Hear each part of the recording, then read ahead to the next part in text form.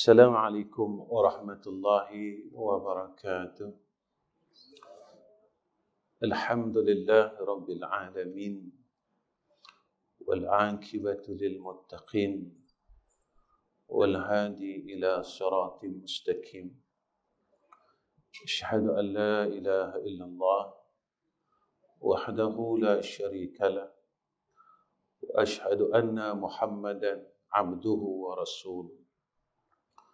اللهم صل على سيدنا محمد وعلى آله وصحبه وسلم. أما بعد.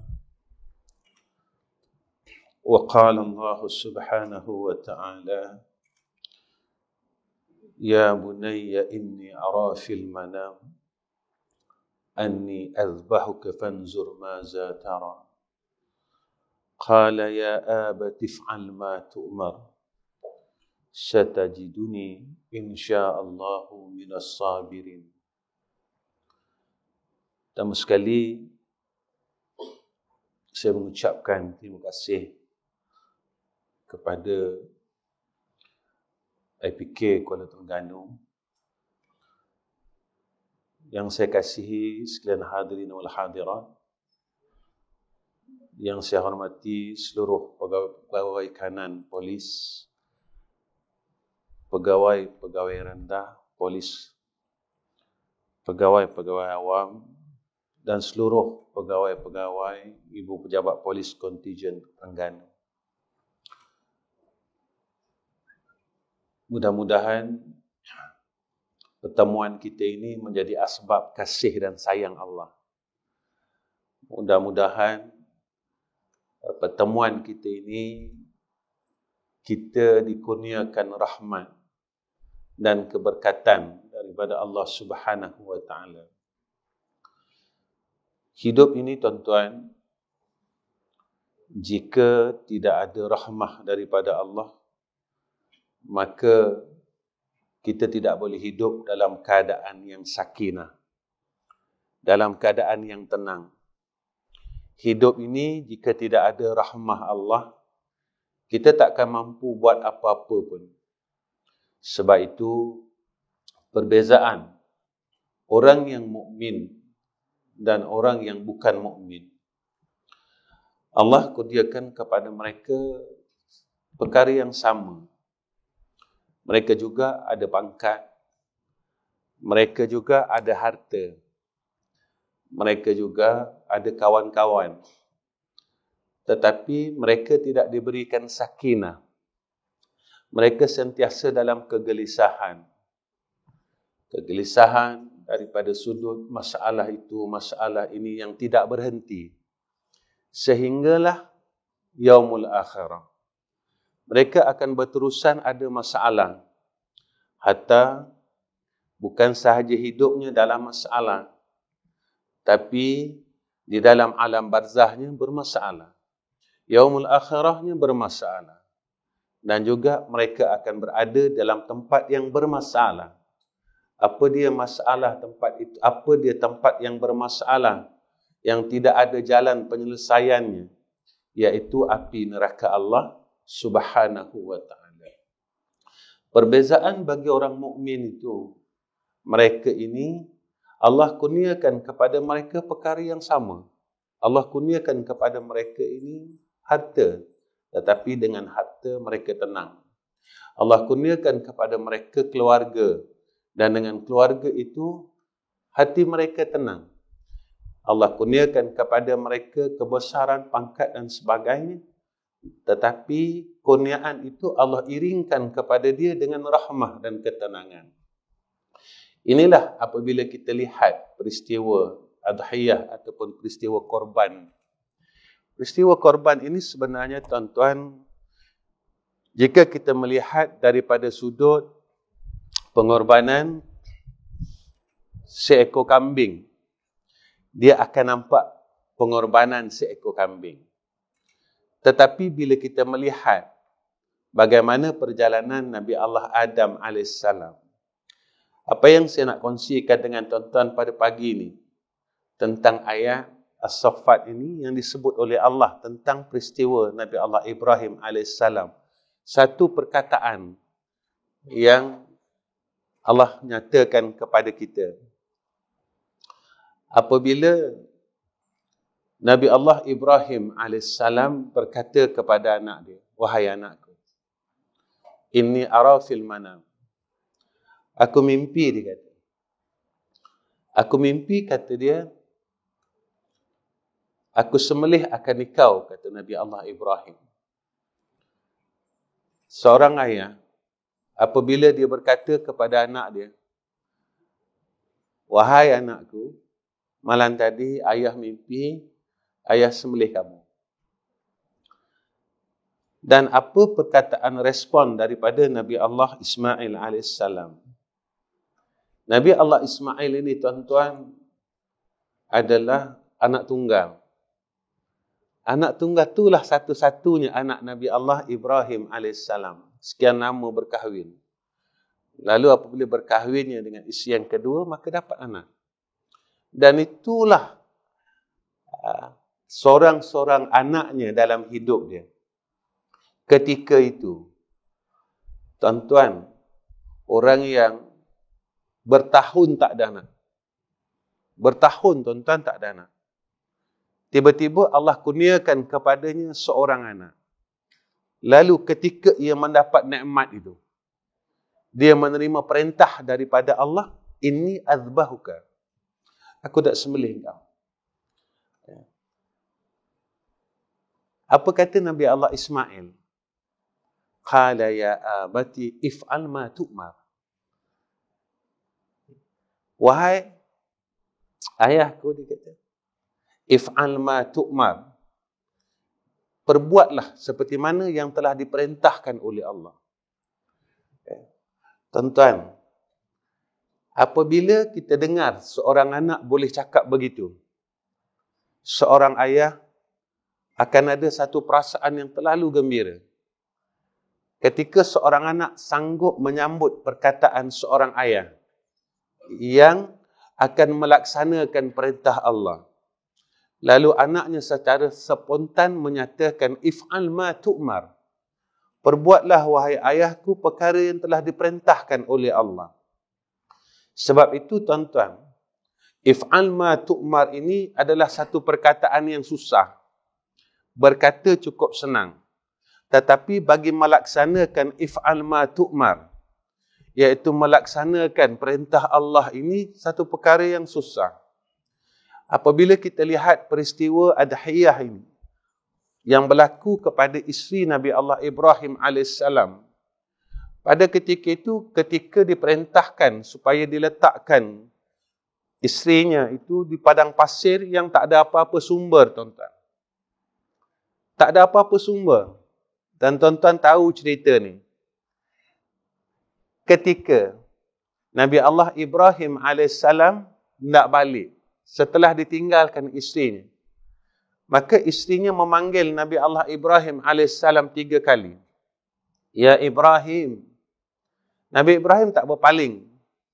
Ya Ibrahim. Nabi Ibrahim tak berpaling, tuan-tuan. Ya Ibrahim. Dia tidak berpaling.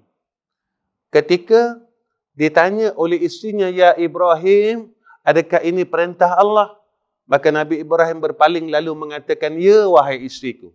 Dan dia terus berjalan. Dalam peristiwa Adhiyah ini kita melihat 3 insan ini. Seorang ayah, seorang isteri, dan seorang anak. Ketika ketiga-tiga ini taat dengan perintah Allah Subhanahu wa ta'ala. Ketiga-tiga insan ini taat dengan perintah daripada Allah Subhanahu wa ta'ala. Seorang ayah yang taat dengan perintah Allah. Seorang anak yang taat dengan perintah Allah. Dan seorang isteri yang taat dengan perintah Allah. Pada ketika itu, apa yang kita lihat? Allah muliakan ketiga-tiga insan ini, tuan-tuan. Sampai sekarang, kalau kita pergi haji, kalau kita pergi umrah, nama mereka kita akan sebut.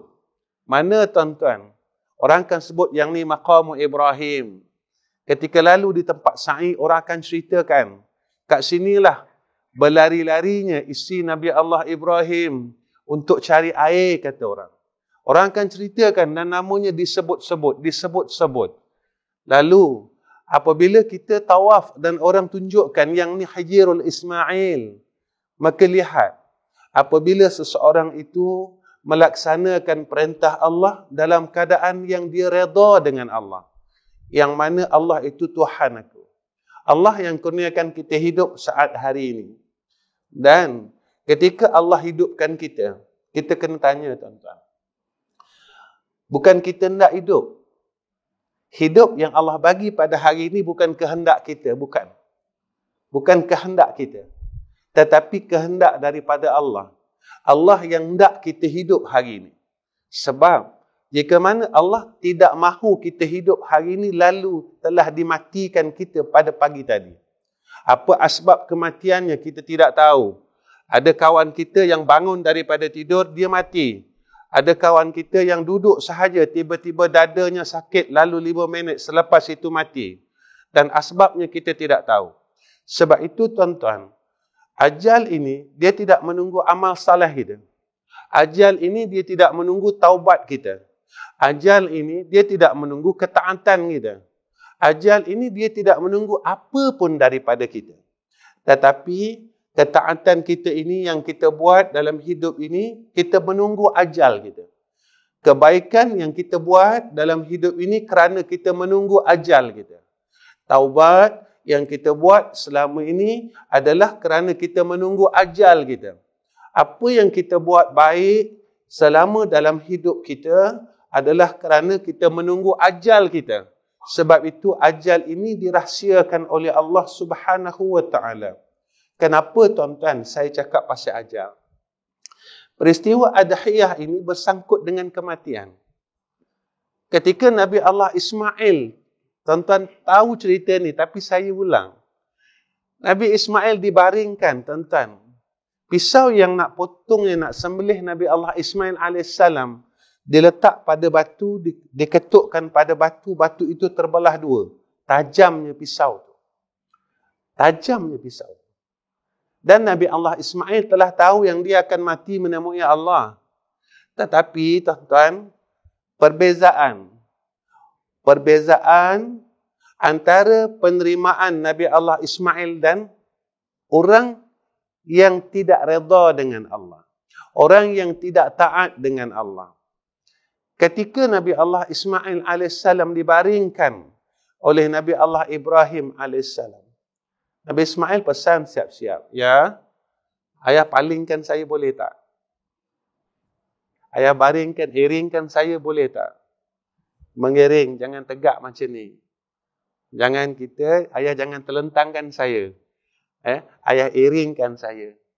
Kenapa? Kata Nabi Allah Ibrahim. Nanti masa ayah nak letak pisau dekat leher, ayah tak sedih. Tuan-tuan, ayah nak potong anak macam mana? Nampak tak? Ini bukan kita sembelih kambing. Bukan sembelih lembu, tuan-tuan. Ayah dia kata, wahai anakku, baiklah. Maka Nabi Allah Ismail AS, dia menerima tu kerana dia redha dengan Allah. Kerana apa? Kerana Nabi Allah Ismail tahu yang itu adalah perintah daripada Allah. If'al ma tu'mar. Jika aku diminta oleh Allah untuk menemui Allah pada ketika itu, aku redha, kata Nabi Allah Ismail AS. Tetapi kita perlu ingat, Allah tidak akan pernah zalim dengan hamba-Nya. Allah takkan sekali-kali hak zalim dengan hamba-Nya. Lalu, dengan ketaatan dan kepatuhan Nabi Allah Ismail AS pada ketika itu, Allah gantikan Nabi Allah Ismail dengan seekor kibas pada zaman Nabi Allah Adam AS. Inilah yang Allah nak tengok dan zahirkan kepada kita. Jika engkau benar-benar mengikut akan perintahku. Kalau kita lihat, seseorang yang nak if'al ma tu'mar itu, apa kata ulama? Orang yang nak patuh dengan Allah, maka kenapa perkara ini kita selalu tanya, saya tanya diri saya, kenapa kita bila nak buat baik susah? Kita nak buat baik, kita selalu berkira-kira. Tapi dalam masalah perkara yang selain kebaikan, kita tak pernah kira pun. Kita nak datang rumah Allah, kadang-kadang kita berkira-kira. Kita berkira-kira, saya penat, saya sibuk, saya tak ada masa. Tetapi kita tak pernah berkira-kira untuk pergi ke kedai makan setiap hari. Lalu kita kata apa? Makan ini keperluan Ustaz. Tuan-tuan, apakah taat dengan Allah ini bukan satu keperluan? Sebab itu, ketika seseorang ini tidak menjalani proses 3 perkara yang saya akan sebutkan pada pagi ini, maka dia tidak boleh if'al ma tu'mar. Dia tidak boleh mencapai pengorbanan seperti pengorbanannya Nabi Allah Ismail, pengorbanannya Nabi Allah Ibrahim, pengorbanannya Siti Hajar isterinya yang Allah muliakan sampai sekarang. Kehebatan yang ada pada Nabi Allah Ibrahim AS sehingga sekarang dalam solat kita sebut nama dia. Dalam solat, tuan-tuan, saya nak bagi tahu macam ni. Dalam dunia ni, masa kita hidup mungkin orang ingat kita. Tapi masa hidup kita boleh buat sendiri. Kalau kita susah, kita boleh usaha sendiri. Kalau kita nak makan, kita boleh usaha sendiri. Tapi setelah Allah pejamkan mata kita, setelah Allah bungkuskan tubuh kita dengan kain kafan yang putih, setelah orang tak mahu kita, tuan-tuan, tak ada orang simpan orang mati. Tak ada orang nak simpan orang mati. Sebab tubuh manusia ni terlalu busuk jika tidak dimuliakan oleh Allah. Kenapa? Sebab tubuh manusia ini dia masuk seluruh perkara yang makhluk lain tak masuk. Apa yang tak masuk dalam perut kita ni, tuan-tuan? Ikan, tepung, buah, semua masuk, tuan-tuan. Kalau kambing, dia masuk rumput aja dengan dedak. Kita, rumput pun kita masuk, kambing pun kita masuk. Bukan sekadar rumput dengan kambing sekali, tuan-tuan. Jadi, apa yang tak ada dalam perut kita ketika itu? Ketika kita ini dimatikan oleh Allah, jika kita tidak dimuliakan oleh Allah, maka tubuh kita tak akan tahan lama. Tetapi jika kita dimuliakan oleh Allah, selepas kematian kita, pada ketika itu tubuh kita akan dikekalkan oleh Allah. Ini kebenaran, tuan-tuan. Tubuh badan Nabi kita Muhammad sallallahu alaihi wasallam sampai sekarang. Satu hari Madinatul Munawwarah banjir di Maqam Syuhada Uhud, tuan-tuan. Maqam Syuhada Uhud ni banjir. Dan jenazah syuhada di Maqam Syuhada Uhud ni, tuan-tuan, terangkat. Ketika penjaga maqam ini nak selenggarakan balik, mereka nampak satu tubuh. Bajunya masih berdarah pada sebelah dadanya. Mereka tak kenal siapa pun sebab peristiwa ini berlaku ribuan tahun. Tetapi sejarah menceritakan kepada kita, tuan-tuan, siapakah bapa saudara Nabi kita Muhammad sallallahu alaihi wasallam yang dibelah dadanya oleh Hindun, lalu digigit hatinya. Lalu mereka mengatakan, walaupun kami tidak pernah mengenal bapa saudara Nabi Muhammad sallallahu alaihi wasallam, tetapi dengan tanda yang ditunjukkan kepada kami bahawa kami mengakui bahawa itulah tubuh badan Sayyidina Hamzah radhiyallahu an. Tuan-tuan, kebenaran yang Allah tunjukkan kepada kita. Kenapa Allah tunjukkan semua perkara ni? Yang dulu kita tak pernah tengok pun. Yang dulu tidak terjadi pun perkara ini. Kerana apabila iman manusia ini makin lemah, manusia dah makin jauh dengan Allah, manusia tidak mahu mengkisahkan tentang akhirat itu sendiri. Seperti mana Nabi Allah Ibrahim didik anaknya, Nabi Allah Ismail. Nabi Allah Ibrahim mendidik isterinya kepada agama. Tuan-tuan, bukan saya katakan tinggal dunia tak.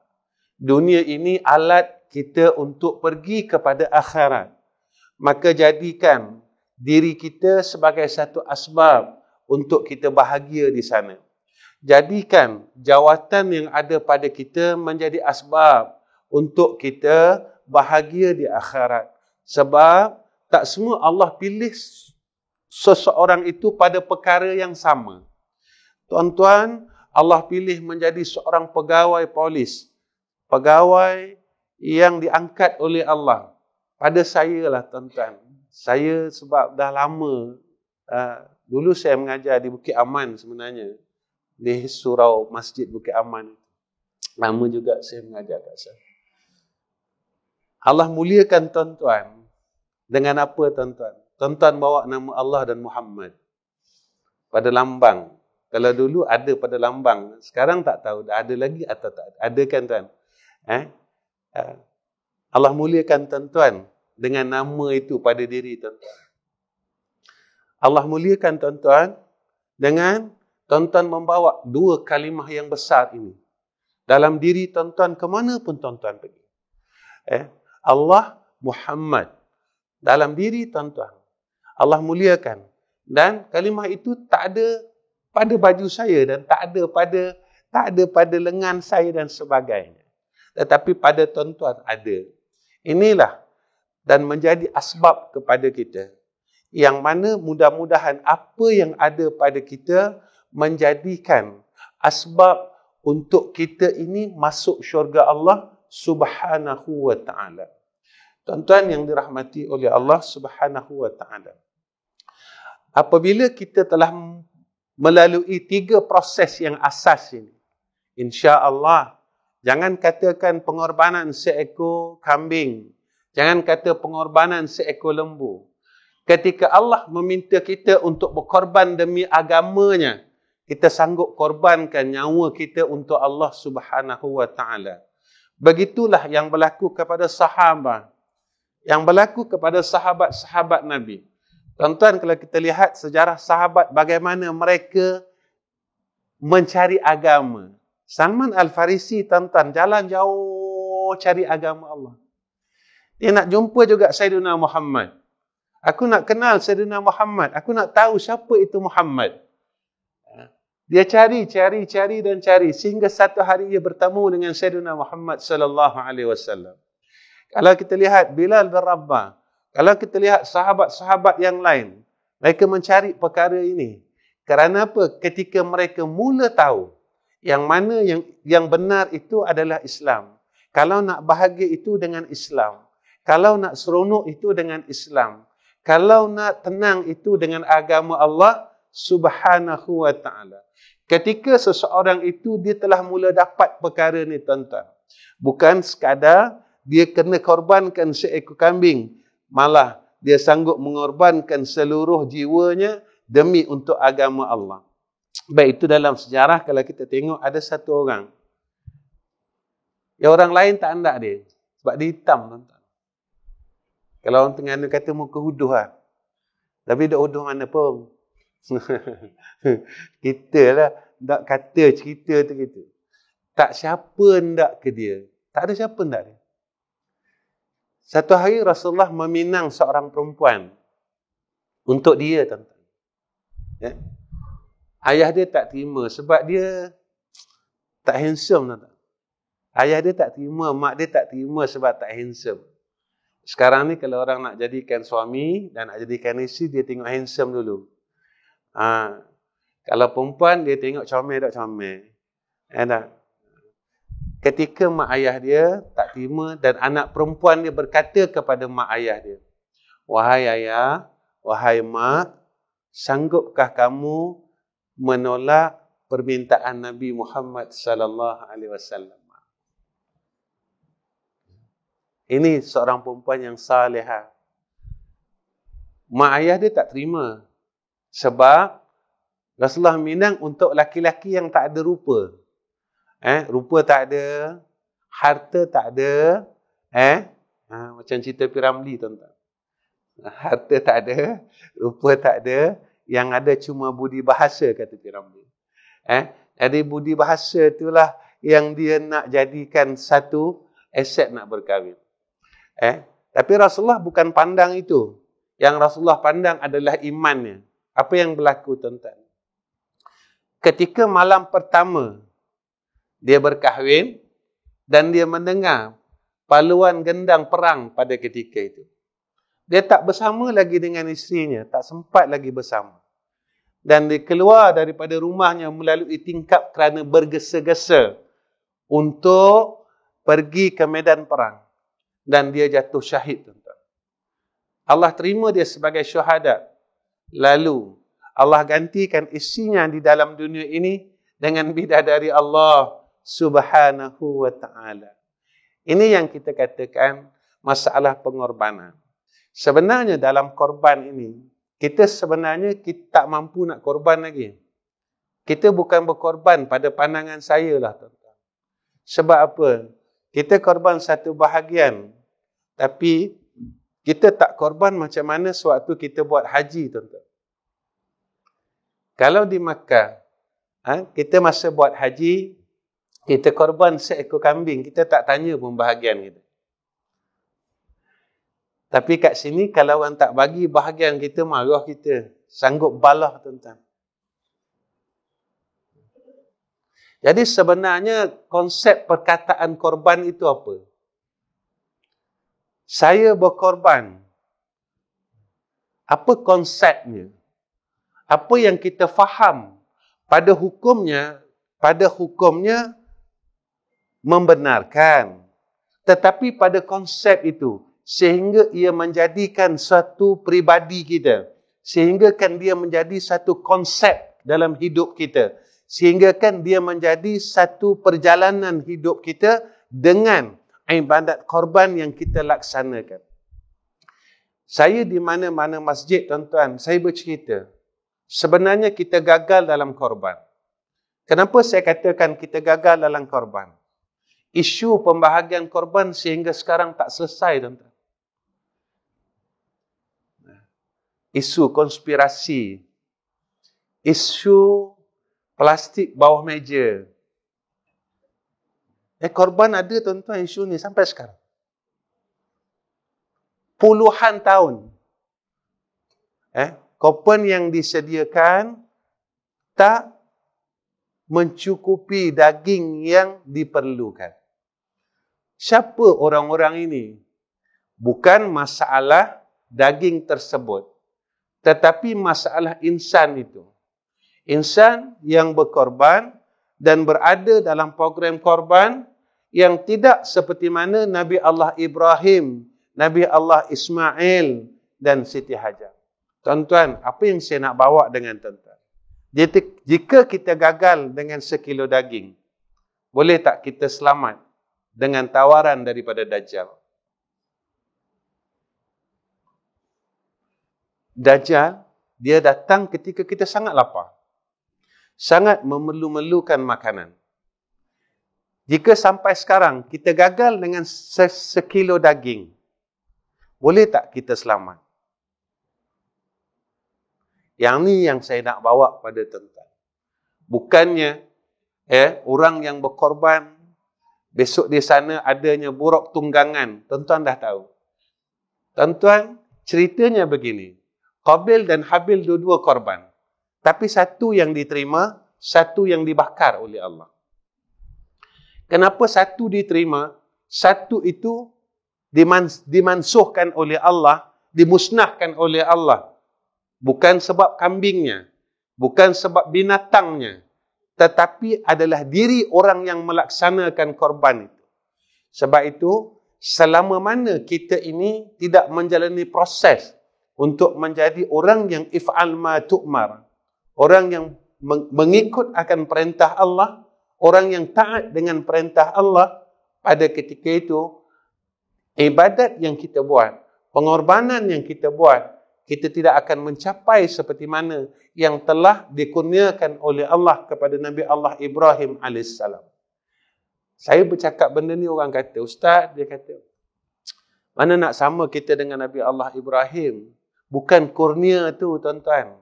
Bukan kurnia tu. Yang saya sebutkan adalah tentang apa yang dilalu oleh Nabi Allah Ibrahim. Contohnya, ketika Nabi Allah Ibrahim dicampak ke dalam gunung api, yang kita nak dapat, yang kita harap sangat ialah keyakinannya kepada Allah. Kita, jika Allah campak kita dalam api, kita tak sanggup, tuan-tuan. Memang kita tak sanggup. Kita sekarang ni susah sikit kita merungut, tuan-tuan. Kita demam sikit, kita merungut. Mana ada merungut, Ustaz? Kita update dalam Facebook kita. Tak merungut ke, tuan-tuan? Orang sekarang suka merungut. Suka sangat merungut.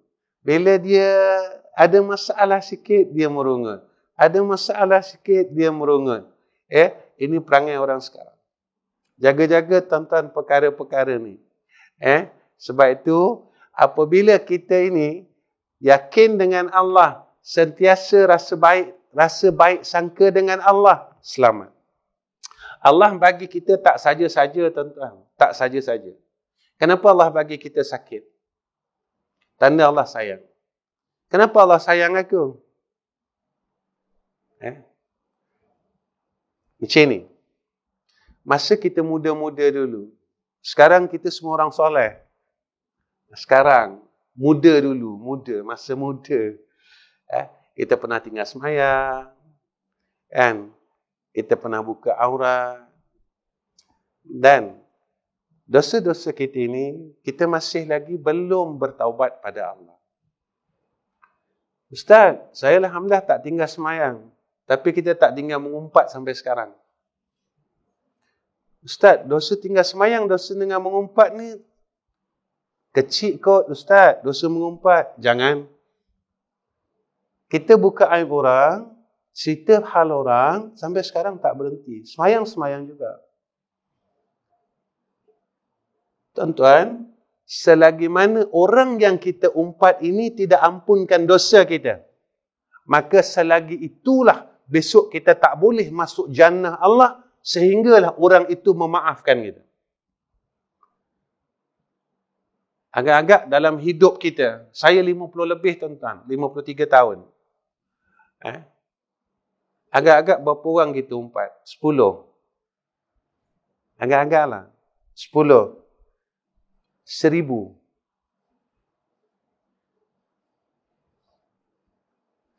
Kalau 1000 orang ni kita tak pernah minta maaf, peluang kita masuk syurga ada tak?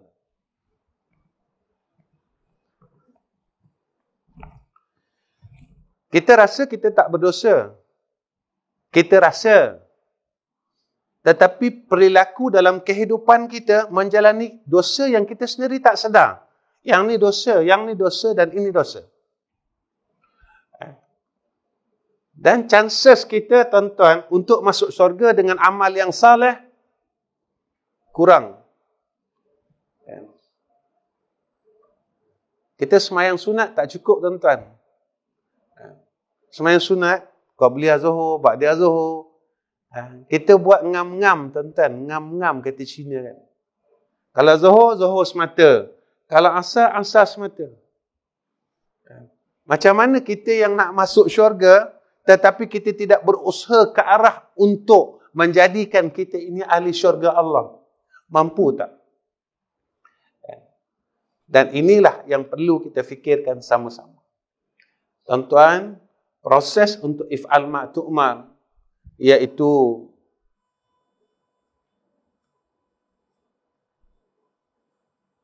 tiga perkara. Saya ringkaskan, tuan-tuan, sebab 10 suku saya nak balik ke Selangor ni sebenarnya.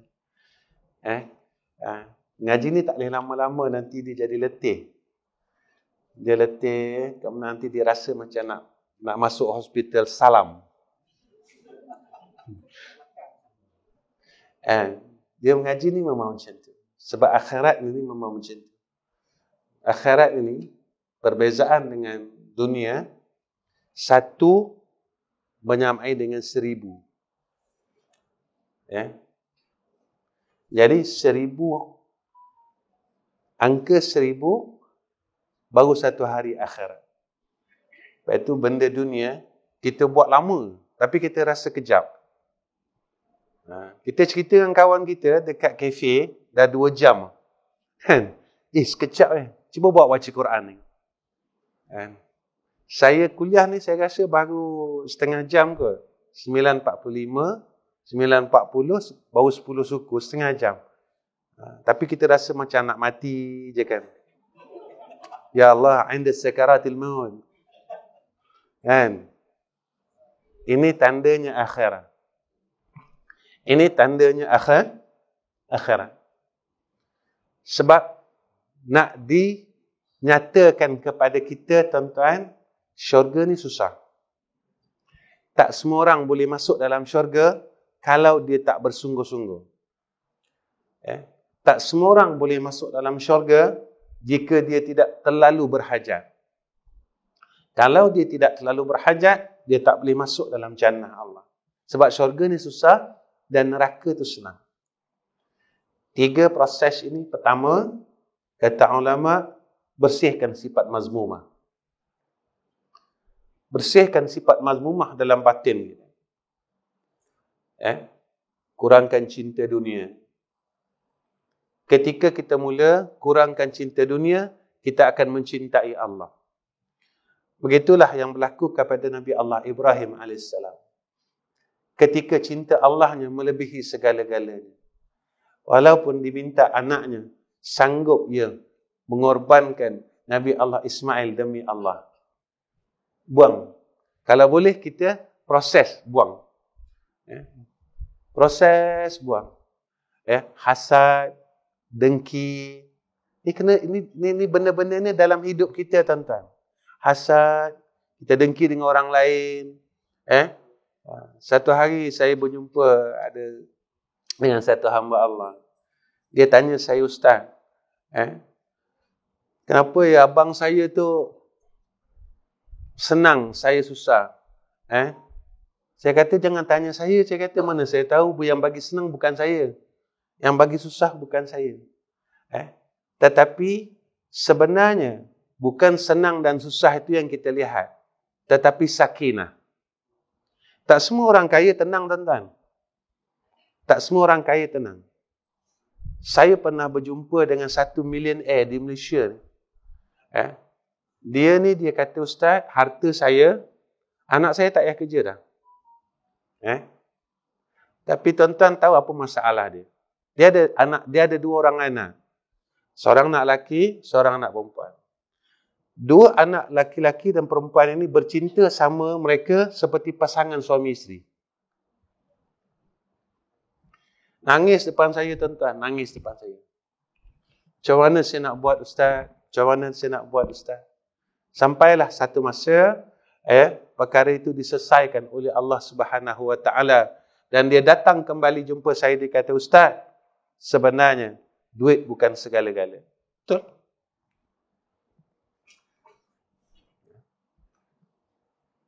Tak semua orang yang ada dikurniakan oleh Allah ini, Allah kurniakan sakinah. Tak, tuan-tuan. Proses yang pertama untuk if'al ma tu'mar, patuh dengan Allah, bersihkan sifat mazmumah. Kedua,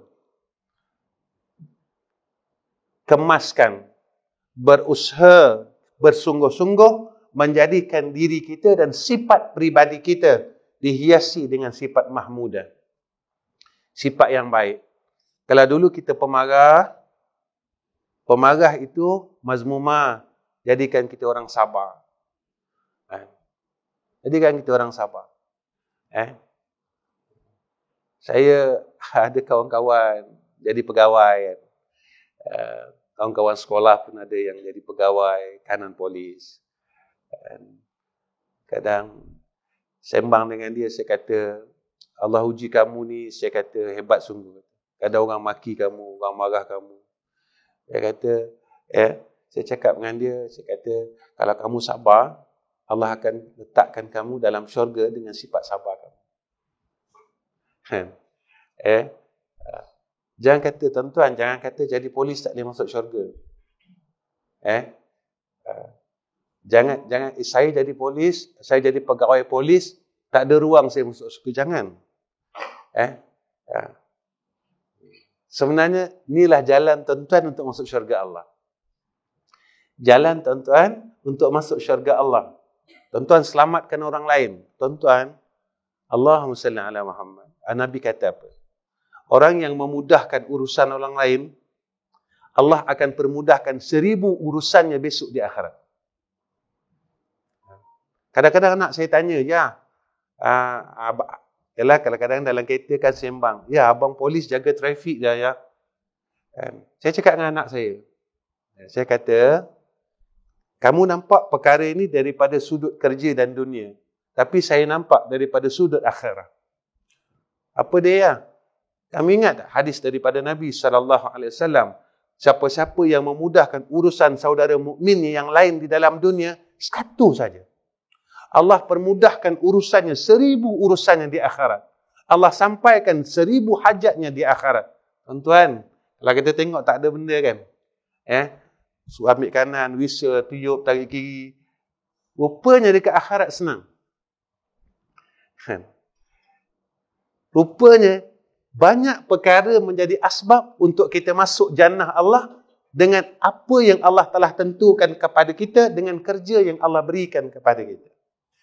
InsyaAllah bersihkan. Hiaskan diri kita dengan mahmudah. Yang terakhir. Yang terakhir, ketika hati kita telah mula bersih dengan mazmumah dan kita dah hiaskan hati kita dengan mahmudah, pada ketika itu hati kita dah mula bersih. Ketika hati kita telah mula bersih, saat itulah kita akan sentiasa melihat kehebatan Allah. Rupanya dengan aku berkorban ni bukan sia-sia. Dengan aku bekerja ni rupanya tak sia-sia. Dengan aku berbuat ini tak sia-sia. Hebatnya Allah. Allah bagi aku sakit pun sebenarnya tak sia-sia. Sebab apa Nabi kata kepada kita, orang yang sakit itu diampunkan 100 dosa dan dikurniakan 100 rahmat setiap hari. Setiap hari tuan-tuan, bukan sekali. Kalau kita sakit 10 hari, Allah ampunkan sehari 100 dosa kita. Sebab apa Allah ampunkan? Sebab Allah sayang. Kenapa Allah sayang? Sebab kita ni hamba Allah. Kenapa Allah nak bagi macam tu? Sebab kita lalai.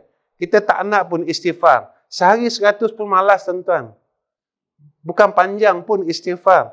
Astaghfirullahalazim. Astaghfirullahalazim. Astaghfirullahalazim. Kita malas. Kalau kita malas nak cakap astagfirullah, kita malas. Allah bagi kita sakit. Dia bagi kita batuk 3 hari. Jadi dah boleh istighfar 300 kali.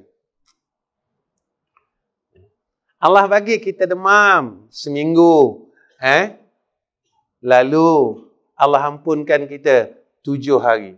Yang tak diampunkan, iaitu orang yang tak demam tapi dia ambil MC.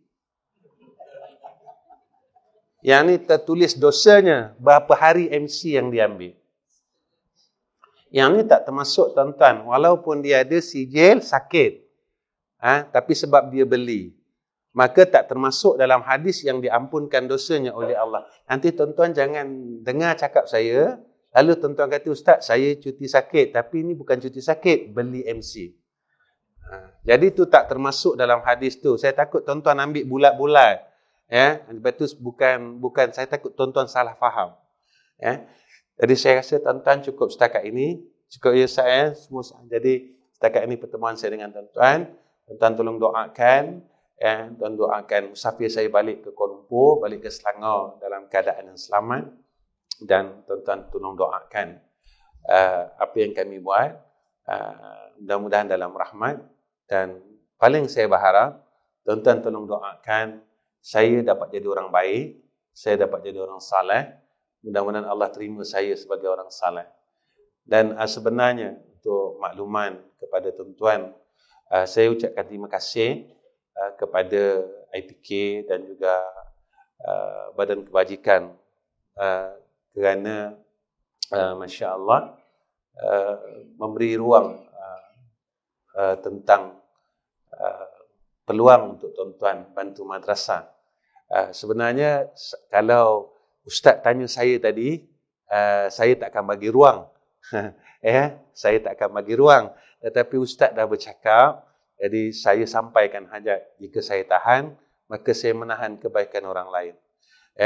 Jadi tuan-tuan tolong doakan saya. Dan Masya Allah, tabarakallah, untuk ta'aruf yang terakhir. Sebenarnya saya ada 3 madrasah buat masa ini. Madrasah yang pertama di Selangor, yang kedua pun di Selangor. Umur madrasah yang pertama 40 tahun, madrasah yang kedua 24 tahun, dan masa yang ketiga ni kami baru bina, hasil daripada kebaikan orang Terengganu. Orang Terengganu ni orang baik, tuan-tuan, cukup baik. Jadi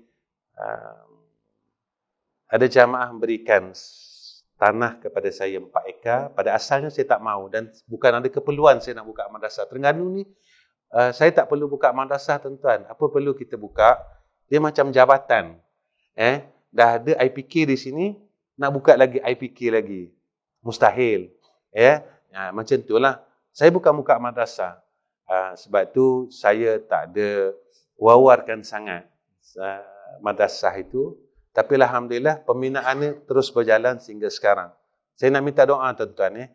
Tuan-tuan tolong doakan, ya Allah, jika apa yang orang ni buat betul, tolong dia. Apa yang dia buat ni betul pada engkau, ya Allah, kau tolong dia. Tuan-tuan tolong doa. Sebab selama kami buka madrasah, saya ni tak kenakan apa-apa bayaran. Selama 40 tahun tu kami tak minta apa-apa duit. Makan, minum dan sebagainya. Begitulah jika madrasah kita yang di Gemuruh ni siap, kita akan terima semampu pelajar yang kita ada, dan kita cuma nak bantu ummah aja. Bukan kita nak buat kita kerana komersial dan sebagainya. Saya nak bantu orang, ya tuan-tuan. Kenapa Ustaz nak bantu orang? Sebab saya orang jahat. Jadi besok kalau saya mati, mudah-mudahan tu dapat jadi amal soleh saya. Tuan-tuan lain, tuan-tuan orang kuat semayang. Saya tak kuat semayang, tuan-tuan. Tuan-tuan semayang kuat, baca Quran kuat. Saya tengok Facebook kuat. Asyik nak scroll Facebook aja. Jadi saya tak kuat. Banyak benda yang saya tak ada, yang tuan-tuan ada.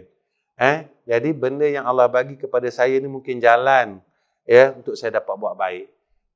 Jadi sebab itu tuan-tuan tolong doakan, insya-Allah. Wa akhiru kalam. Assalamualaikum warahmatullahi wabarakatuh.